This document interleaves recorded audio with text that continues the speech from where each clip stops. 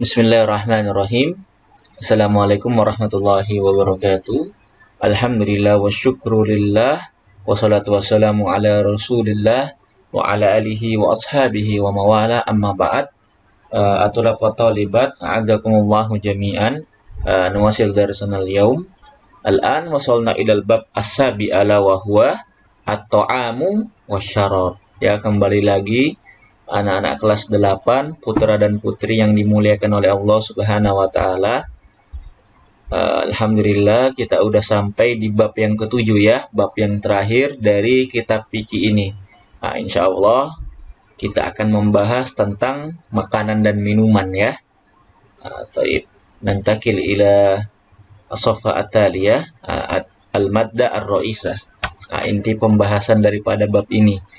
Ihtamal Islamu bisyai'in al-jaid was-siha wa sa'adatil umma wa min al-awamil allati tu'assirul badana mubasyaratan kanat ghairu mubasyarah hiya ta'am wa syarab. Ini sebagaimana pernah kita pelajari ya, agama kita ini Masya Allah ya, segala aspek, segala segala aspek itu diperhatikan oleh agama kita ya. Termasuk dalam urusan makanan dan minuman ya. Ini agama kita mengatur apa-apa saja makanan dan minuman yang boleh masuk ke dalam mulut kita. Dan dalam syariat Islam ada kaidahnya ya. Segala sesuatu yang diperintahkan oleh agama kita ini tidak datang kecuali ada kebaikan di dalamnya. Dan sesuatu yang dilarang tidak datang kecuali ada mudaratnya, ada bahayanya ya, ada keburukannya. Begitu pula dalam makanan ya. Allah perintahkan kita makan yang baik, itu pasti baik juga bagi tubuh kita. Makanan yang Allah larang itu, kenapa? Karena ada bahayanya ya, ada mudaratnya. Taib. Yang pertama, at-ta'amu wasyarabu al-halal ya. Kita akan membahas makanan dan minuman yang halal. Apa artinya halal? Halal itu mubah ya, yang dibolehkan. Jadi ta'am wasyarab al-halal, makanan dan minuman yang halal adalah makanan dan minuman yang mana Allah Subhanahu wa taala bolehkan ya dalam syariat untuk memakannya. Itu halal ya, boleh dimakan ya. Minan nabatat, daripada tumbuhan-tumbuhan, wasamarat, buah-buahan, wal hayawanat, binatang-binatang atau hewan ya. Illa ma waradal Qur'anu wa sunnah ala tahrimiha.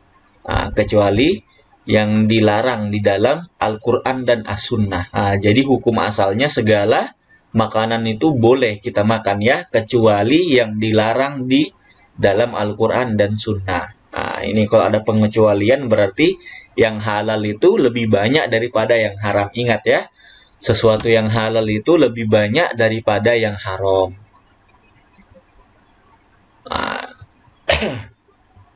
Wa yahtamilu kaunu syai'i haraman imma lam fihi dararon wa imma la idrara hayatan nas. Sesuatu yang dilarang ya, makanan yang dilarang dalam agama kita itu ada yang ada yang memberikan bahaya kepada kita ya. Contohnya memakan makanan yang busuk ya.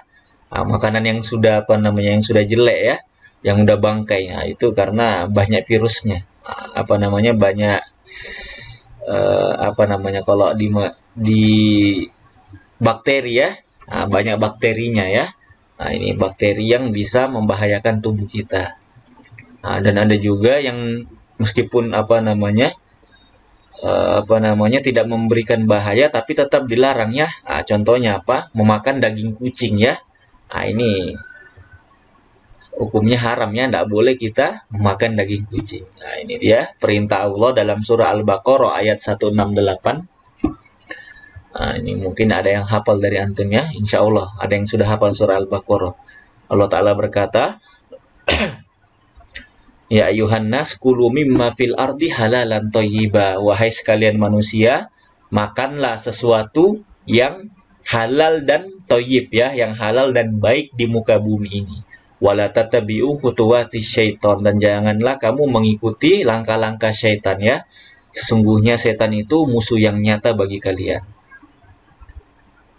Dan juga di surah Al-Maidah ayat 88 Allah Ta'ala berkata, wa kulu mimma razaqakumullahu halalan thayyiba, dan makanlah daripada sesuatu yang Allah berikan kepada kamu, ya, daripada rezeki yang Allah berikan kepada kamu, halalan thayyiba, yang halal dan yang baik, ya, wattaqullaha alladzi antum bihi mu'minun, dan bertakwalah kepada Allah yang mana kamu beriman kepadanya. Apa maksudnya ayat ini? Kita diperintahkan untuk memakan sesuatu yang halal, ya. Berarti yang haram dijauhi, ya. Dan juga ada kata-kata di sini thayyiban, yang halal dan baik, ya. Maksudnya apa? Baik bagi kesehatan kita. Karena yang halal itu ada juga yang tidak cocok untuk kita, ya. Contohnya ada yang kalau orang tua itu ada yang kena penyakit stroke, ya. Ada yang darah tinggi, ada yang stroke, ada yang apa lagi? Bukan apa? Penyakit gula itu. Lupa Ustadz namanya. Pokoknya ini ketika orang punya penyakit, ya, meskipun halal, meskipun hukum asalnya halal, tapi ketika ini makanan yang halal ini tidak boleh dimakan olehnya, maka harus dijauhi, ya. Tapi hukumnya tetap halal, ya. Tapi harus dijauhi. Contohnya, ya, orang-orang yang kena penyakit darah tinggi. Ini tidak boleh makan apa namanya, tidak boleh banyak makan daging, ya. Kemudian orang yang kena penyakit gula, ya, diabetes. Ini baru ingat Ustaz. Orang yang kena penyakit gula diabetes, dia tidak boleh memakan sesuatu yang manis, ya, meskipun halal, ya. Dia tidak boleh dijauhi, ya. Karena bisa memperparah penyakitnya, ya. Itu maksudnya yang halalan thayyiba. Meskipun hukumnya tetap halal, ya, tapi dijauhi supaya apa namanya, penyakitnya tidak tambah parah. Thayyib. Yatabayyanu lana minal ayatain as-sabiqatain anna ta'amul halal shalilil akla buda an yastafi syartan wa huma. Syarat makanan menjadi halal yang pertama, halal ay ma'abahat asyari'atu aklahu lam tamna'hu. Ini yang pertama, makanan yang halal itu adalah makanan yang yang syariat itu bolehkan, ya, yang tidak dilarang, ya. Contohnya daging sapi, daging apalagi, daging kambing, daging ayam. Ini tidak dilarang, ya, dalam agama kita, ya. Dan syarat yang kedua, yang mana makanan ini baik untuk kesehatan kita, ya, thayyiban, ya. Meskipun halal, tapi kalau kita ada penyakit nggak boleh banyak makan ini, nggak boleh dekati makanan tertentu, maka kita tidak mendekatinya, ya. Sebagaimana kata Nabi, la doror wala diror, tidak boleh membuat diri kalian bahaya dan juga tidak boleh membahayakan orang lain. Ini kalau kita misalkan ada penyakit penyakit gula, baru makan gula, ini sama aja membahayakan diri kita sendiri, ya. Baik, kita lanjut. Ma'ahalla minat ta'am wasyarab, sesuatu yang dihalalkan daripada makanan dan minuman. Hilyatu ta'am fil Islam tashmalu salah satu asya wahiyah. Ini ada sesuatu yang halal dalam Islam itu meliputi 3 perkara. Yang pertama, al-halal li zatihi, yang zatnya itu halal, ya. Maksudnya makanannya itu memang pada dasarnya halal, ya. Seperti roti, apalagi nasi. Ini dasarnya udah halal. Yang kedua, al-halal li kasbihi, sesuatu yang halal yang didapatkan secara halal, ya. Maksudnya yang yang kita dapat dengan sesuatu yang halal, ya. Entah kita kerja untuk membeli atau berdagang dan lain sebagainya, ya. Dan yang ketiga, al-halal li amaliyatihi, yang halal berdasarkan prosesnya, ya. Ini yang dua ini bisa jadi makanan halal itu berubah jadi haram tergantung cara mendapatkannya, ya. Kalau misalkan kita dapatnya dari mencuri, maka hukumnya haram, ya. Kalau ini yang ketiga ini prosesnya, ya, meskipun makanannya halal, tapi kalau dalam prosesnya misalkan nasi, ya, dicampur dengan alkohol, ya, maka hukumnya apa? Hukumnya haram, ya, tidak boleh dimakannya. Atau dicampur dengan daging babi, ya. Nasi nasi goreng dicampur daging babi ya, maka hukumnya apa? Hukumnya haram ya. Nah, ini dia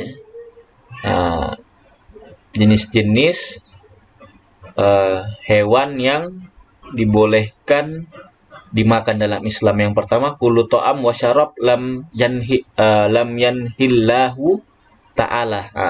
Semua makanan dan minuman yang tidak Allah larang untuk mengkonsumsinya ya. Sebagaimana tadi Ustadz katakan, kambing, apalagi kambing, ayam, sapi, onta, dan lain sebagainya ya, yang mana tidak dilarang dalam Al-Quran, maka hukum asalnya boleh dimakan ya.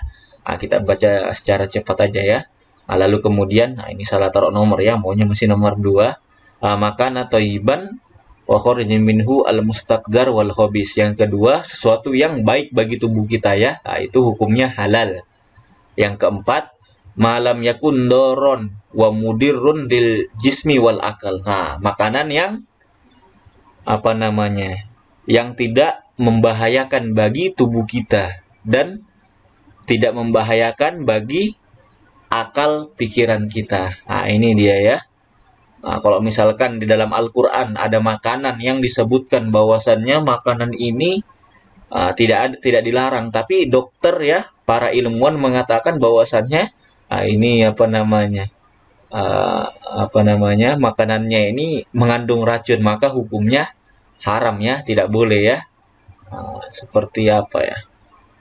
Ikan buntal kalau nggak salah ya. Ikan buntal itu kalau nggak salah ada racun di dalam tubuhnya ya. Maka yang seperti itu hukumnya menjadi haramnya, tidak boleh dikonsumsi ya.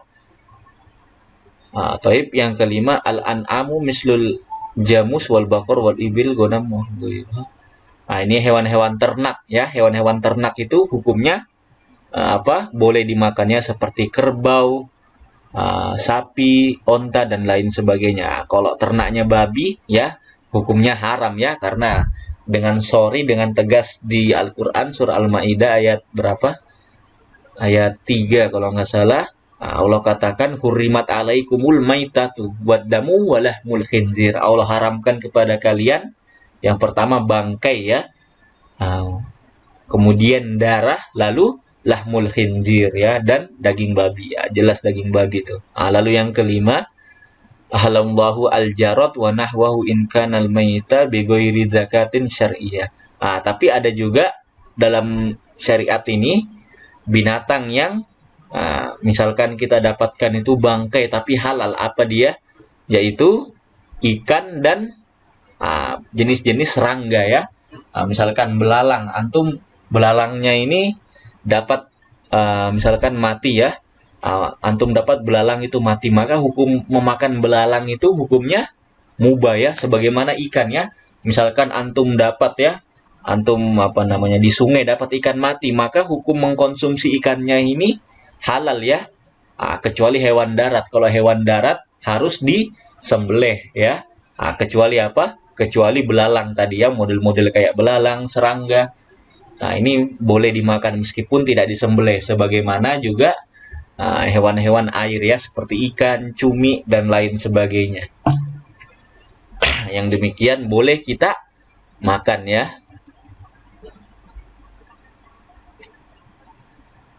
Asalkan hewannya itu yang kita dapat itu masih bagus ya. Kalau sudah tercium aroma-aroma busuk, ini haram hukumnya ya. Tapi kalau kita dapat misalkan ikan mati masih segar, itu boleh kita makan ya. Sebagaimana belalang juga ya, kalau sudah bau busuk, bau aneh-aneh, ini haram hukumnya. Lalu yang keenam, hewan yang dibolehkan dimakan adalah al-hayawan al-mustad minal gobah mislu al-ghazal. Hewan-hewan yang yang didapatkan di dalam hutan. Maksudnya hewan yang diburu di dalam hutan ya. Itu hukumnya halal. Yang penting bukan babi ya, dan hewan-hewan buas. Hewan-hewan buas yang memiliki gigi dan taring ya. Kalau macan, apalagi singa, apalagi yang ganas-ganas beruang, hukumnya haram ya, karena memiliki cakar dan taring ya. Ingat ya, hewan yang memiliki cakar dan taring hukumnya haram. Lalu yang ketujuh al-hayawan al-ma'i, ay al-hayawan alladhi ya'is fil ma'a. Ini dia. Sudah Ustadz katakan tadi ya, hewan yang hidup di dalam air. Itu hukumnya halal ya. Itu tidak harus disembelih ya. Bagaimana juga secara nyembelih ikan ya? Tidak tahu kita ya, karena ikan tidak punya leher ya. Ya selama hewan-hewan air ini kita dapatkan dalam keadaan masih bagus, maka hukumnya halal ya. Kecuali ada bau-bau aneh ya, udah ada cium-ciuman bau busuk, maka hukumnya haram. Yang terakhir, hewan yang boleh dimakan adalah kuda ya, al-faros, al-hison. Di sini ulama berbeda pendapat ya. Ada yang mengatakan hukumnya memakan kuda ini haram, ada yang mengatakan makruh, ada yang menghalalkan. Tapi wallahu alam, ini dia berdasarkan hadis yang diriwayatkan oleh Imam Bukhari dan Muslim, pendapat yang terkuat ya, yaitu hukumnya halal ya. Sebagaimana hadis dari siapa ini, Asma binti Abi Bakar ya. Ini saudaranya Aisyah ya, Asma ya. Beliau berkata, naharna farosan ya, kami menyembelih daging menyembelih faros. Faros itu kuda ya. Di zaman Nabi Muhammad SAW, fa'akalnahu, dan kami memakan daging kuda. Kalau misalkan kuda ini dilarang, maka